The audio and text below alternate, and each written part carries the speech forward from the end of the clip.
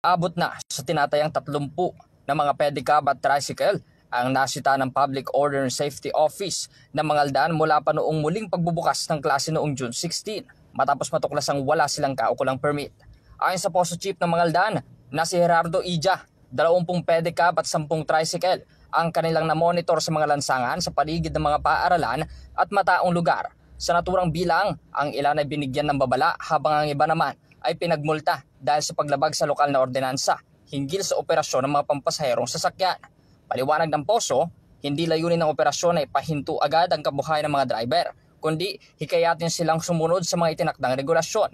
Dagdag nila, ito ay bahagi ng seguridad sa pagbabalik ng mga estudyante at upang mapanatili ang kaayusan sa lansangan. Ilang tsuper din na nagpahayag ng pagkaalma, ngunit sinabing nauunawaan nila ang kampanya ng pamahalaan. Umaasa rin silang mabibigyan ng sapat na panahon upang maisaayos ang kanilang papeles. Patuloy naman ang paalala ng Poso sa lahat ng driver na tiyaking kumpleto ang kanilang dokumento bago bumiyahe upang maiwasan ang multa at mga abala. Almost last 2 weeks mayroon kaming campaign na ipinaikot diyan sa ating pamilihang bayan ng Mangaldan. Pinapahatid ng sa ganun, malaman na nila na talagang itong June 16, pag-umpisa ng klase, ay maghuhuli na kami na talaga ng mga kolorom as well as yung hindi pa nagpaparehistro ng kanilang pedicab at tricycle. So far naman, nung nag-umpisa kami dito sa June 16, ay talagang marami yung nahuli natin. At yung mga iba ay nakiusap na lang dahil hindi na uulitin. So, ganun ang naintindihan naman namin yung kanilang sitwasyon. So far naman, pagdating naman sa mga nahuli nating mga pedicab ay agaran namang nagparehistro nang sa ganun hindi sila maabala sa kanilang pagbabiyahe. As well as doon sa mga tricycle din na kolorom, unti-unti na rin nagpaparehistro dahil nagko-comply, pumupunta ng LTO Dagupan. Okay, at tinutulungan na namin sila nang sa ganun hindi sila mahirapan na mag-ayos ng kanilang unit sa kanilang pamamasada. Kaya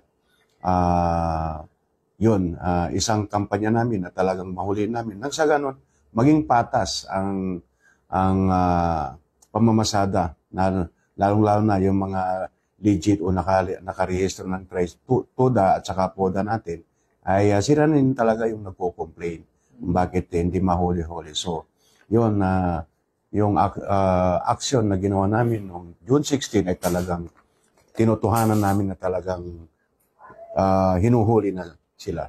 Yes po. Sa tansya namin, sa tala namin, mahigit 20 na yung pedicab, as well as doon sa siguro may siyam na natulungan na namin na kolorom dahil mayroon kaming isang kaibigan dito na may kapatid sa LTO. Kaya sila na yung nag-uusap para maayos yung kanilang rehistro ng pagpaparehistro o kumuha ng permit dito sa ating bayan. Yes po. So, 10 na mga dyan. Ayon naman sa mga driver na titikitan natin, nahuhuli natin ay dahil sa kahirapan ng buhay. At inuuna muna yung pambili ng ulam. Kaya't ito nga, nung nalaman nila talagang manghuli na kami, hindi na sila namamasada. Dahil karamihan doon naman ay nagtatrabaho sa construction. Wala naman problema, maayos naman. At naintindihan nila na talagang Pero talagang yung mga iba naman na naghahatid ng kanilang mga anak sa eskwelahan, nilagyan na nila ng service o private para at least makita namin yung talagang unit ay hindi pinapasada. At saka isa o dalawa lang na membro sa kanyang anak. Yun ang kanyang pasahero. gustong mamasada ng maayos, kung nahirapan kayo sa pagpaparehistro dyan sa LTO o kaya dito sa amin, pumunta kayo sa aming opisina sa Public Order Safety Office at handa kaming tulungan kayo.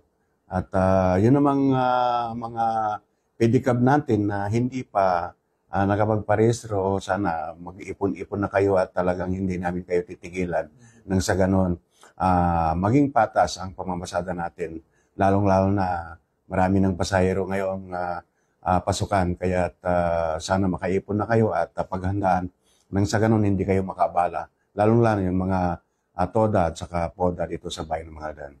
Para sa programang Bombohanay Big Time Patrol numero 4, Bombo Justin Ramos nag-uulat para sa number 1 and most trusted radio network in the country, Bombo Radio Philippines. Basta Radio, Bombo!